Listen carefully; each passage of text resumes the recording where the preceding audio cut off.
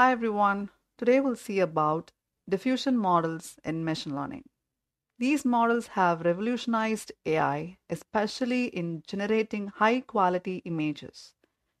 But their potential goes way beyond that.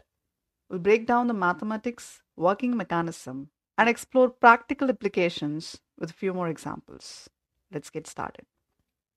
So, what exactly are diffusion models? In simple terms, they are a type of generative model that learns to transform random noises into structured data, like an image, through a step by step process. Think of it like slowly reversing the process of adding noise to a clean image. Mathematically, this involves two processes. Forward process adds noise to the data in steps, making it progressively less structured.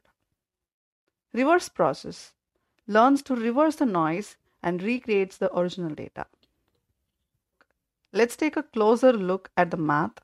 Diffusion models are based on stochastic differential equations that describes how data evolves in the forward and reverse directions. Here the xt defines data at time step and beta t defines noise variance schedule. In reverse process, mu theta is learned using a neural network to predict the denoise data at each step.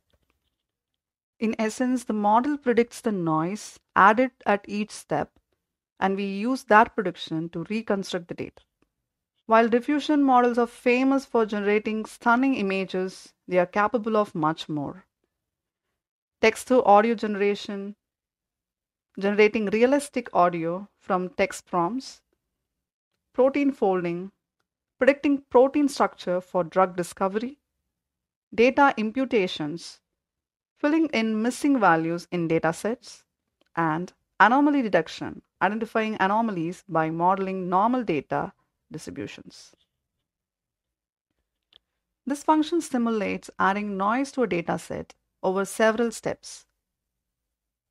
To reverse this process, we would train a neural network to predict the noise at each step and subtract it. Not only this, diffusion model has so many open source implementations.